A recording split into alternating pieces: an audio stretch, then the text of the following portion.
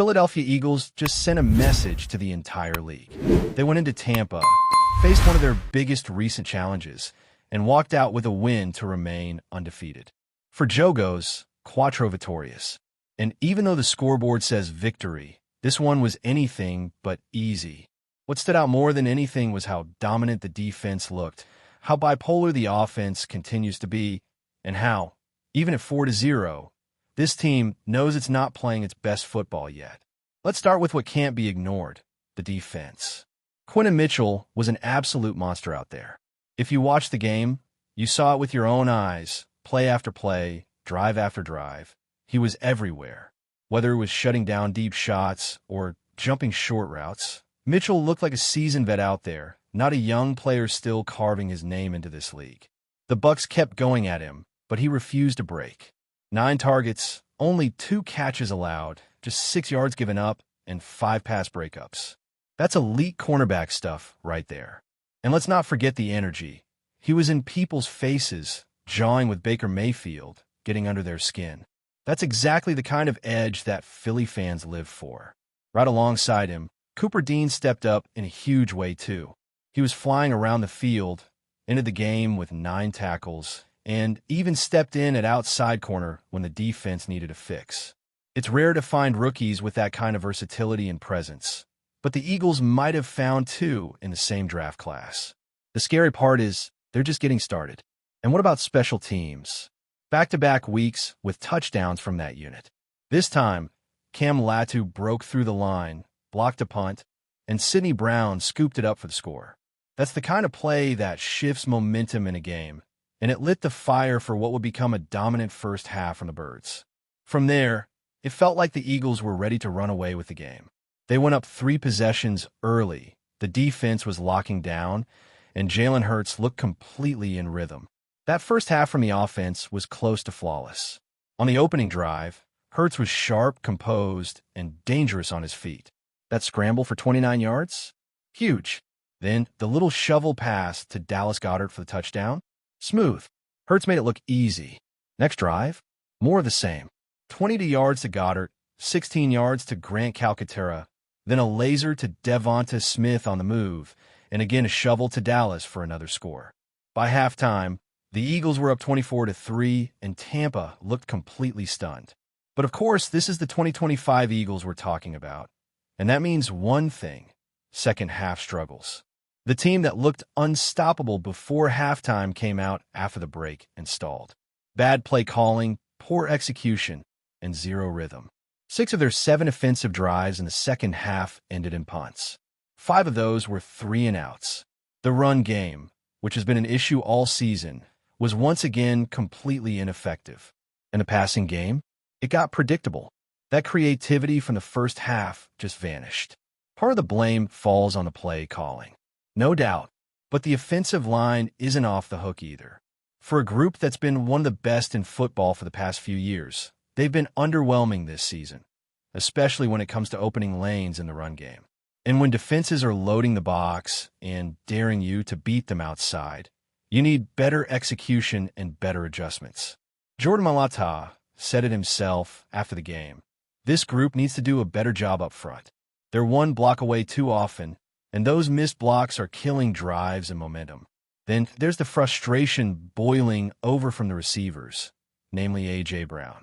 He finished the game with just 2 catches for 7 yards, and after the game, he posted a cryptic message on social media talking about not being welcomed or listened to. You don't need to be a body language expert to figure out he's not happy with how things are going offensively. And honestly, you can't really blame him. Brown is one of the best receivers in the league. He knows what he brings to the table. He knows what he's capable of. And he clearly feels like he's not being used in the way he should be. Now, to be fair, he was targeted 9 times in the game. So it's not like they completely ignored him. But maybe it's more about the types of routes he's running or where he's getting the ball.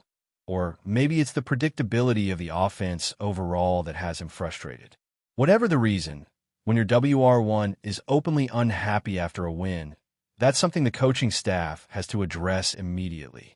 You don't want frustration turning into distraction, especially when the team is still undefeated. Despite all that, the defense once again bailed them out when it mattered most. Sure, they gave up two massive plays, a 77-yard bomb to Emeka Egbuka and a 72-yard score to Bucky Irving after Jayad Campbell got beat. But overall, they stood tall when the game was on the line. Campbell, who got burned earlier, came back with a vengeance and made arguably the play of the game with his interception in the end zone. Huge moment. Tampa was threatening to tie the game in the fourth quarter, and that pick took all the wind out of their sails. That's the kind of resilience you want to see. A young player gets beat, but doesn't hang his head.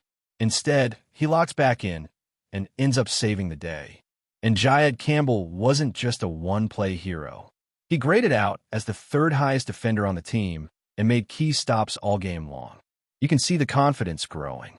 You can see the game slowing down for him. And that's a scary thought for opposing offenses. And let's not overlook the little details. The forced fumble from Jix Hunt, recovered by Kali Ringo, led to another scoring opportunity late in the game that helped put the game out of reach.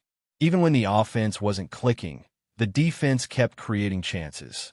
And when the Bucs made one last push, the defense shut the door with a big-time sack from Morrow and a key stop from Perry Nickerson on fourth down. So yes, the offense is inconsistent. Yes, the run game needs serious help. And yes, the second half play calling feels way too cautious. But the Eagles are still finding ways to win. They've been tested 4 straight weeks now. They've had to grind out victories against physical, talented opponents. And yet, here they are, still undefeated, still in control, still hungry for more.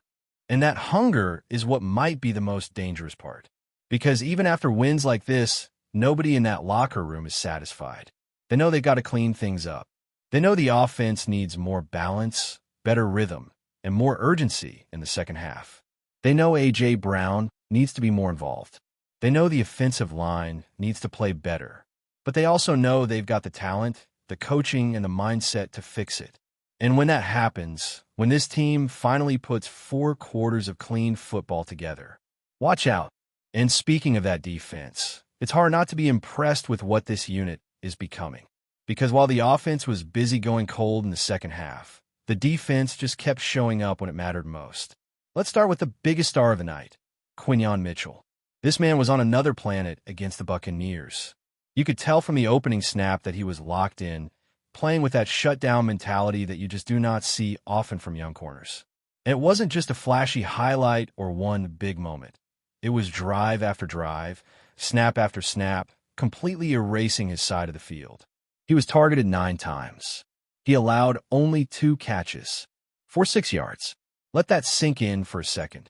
Against wide receivers like Chris Godwin and Emeka Egbuka, that level of lockdown coverage is elite. And it's not just about the numbers. Watch the tape. It's the way he mirrors routes, stays in phase, times his breaks, and plays the ball in the air. He was surgical. 5 pass breakups in one game. That's a statement performance. And not just any performance. It was graded the highest by far among Eagles defenders. A career-high 90.2 from Pro Football Focus. That's the type of game that turns heads across the league. And look, the aggression was there too. You want to talk about that Philadelphia mentality? Quinyon was jawing with Baker Mayfield, mixing it up with Tristan Wirfs, and not backing down an inch. That's the kind of edge you want in your secondary. Somebody who's not just playing technically sound football, but someone who brings energy, emotion, and physicality to the table. You pair that attitude with elite coverage skills, you've got a future All-Pro on your hands. And what made this performance even sweeter is that he wasn't alone out there. Cooper DeJean, another rookie from the same draft class, was flying around and doing everything. He led the team with 9 tackles, 8 of them solo, and nearly came up with a massive interception. And what really stood out was the versatility. With some injuries affecting the cornerback rotation, DeJean got reps on the outside in base packages, and he handled it like a veteran. Smooth transitions, great anticipation, and excellent tackling technique. He had a strong 80.3 grade. And for a player who's already making an impact in multiple roles, it's hard not to be excited about his future. Honestly, when you look at what those 2 young guys did on the field, Quinyon Mitchell and Cooper DeJean, it's no longer a stretch to say the Eagles' secondary might be turning a major corner. What used to be a concern on the back end is starting to look like a legitimate strength.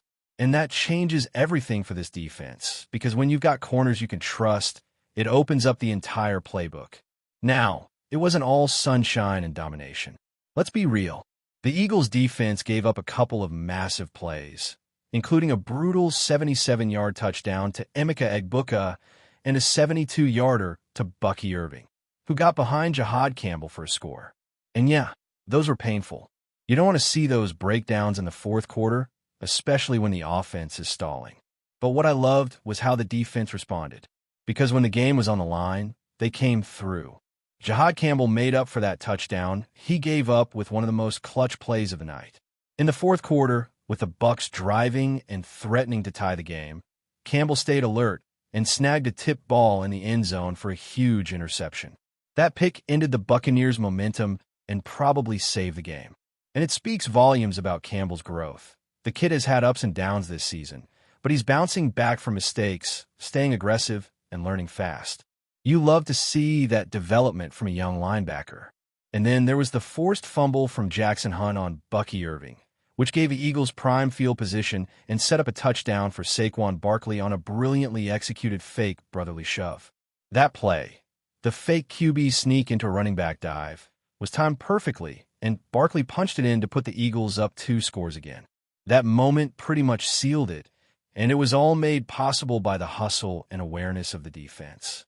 Now let's shift back to the offense for a minute, because we got to talk about what's going on there. That first half was beautiful. Jalen Hurts was in control, spreading the ball, running when he needed to, and just making plays. The escape for 29 yards early on was vintage Hurts, breaking contain, making defenders miss, and flipping the field. The 2 shovel passes to Dallas Goedert for touchdowns were creative, well-timed, and show that when this offense is rolling, it's hard to stop. But then came the second half. And for the second week in a row, it was like a completely different unit stepped on the field after halftime. Out of 7 true drives, 6 ended in punts. 5 of those were 3-and-outs. That's just not good enough for a team with Super Bowl aspirations.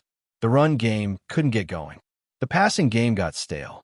The play calling went ultra-conservative. And yes, the offensive line was not helping matters either. One thing that stood out is how this offense just hasn't found a rhythm on the ground all season. And that's starting to become a concern. Because when you look at the names on that offensive line, you expect dominance. But right now, they're not finishing blocks, they're not creating lanes, and they're allowing defenses to stack the box without any real punishment. As Jordan Mailata said after the game, the execution just hasn't been there, and the team has to find ways to adapt, whether it's using more play action, changing personnel groupings, or just simply being more aggressive. And then there's A.J. Brown. 2 catches, 7 yards. That's it. For one of the top 5 wide receivers in the league, that's not acceptable. And he knows it. After the game, Brown posted a cryptic message on social media, something along the lines of, "If you're not welcomed, quietly withdraw. Don't make a scene." You don't have to be a mind reader to see that he's frustrated. Whether it's about his usage, the play design, or just the overall stagnation of the offense, something is clearly bothering him. And while it's great that the Eagles are still undefeated, it's also fair to say that a talent like A.J. Brown should never be that uninvolved in a game. Before we continue, don't forget to subscribe to our channel and give this video a like. Your support helps us keep delivering the latest updates on our Philadelphia Eagles. And don't be shy. Share your thoughts on the news in the comments below. Whispers are growing louder across the league as Rome reportedly arrives at the Eagles, and insiders suggest the move could completely reshape the team's offensive dynamics.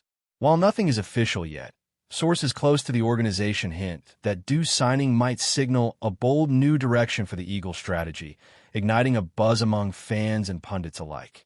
Known for his precise route running and ability to create separation in tight coverage, Due has been on the radar of several top teams, but the suggestion that he's landing in Philadelphia has sent the rumor mill into overdrive.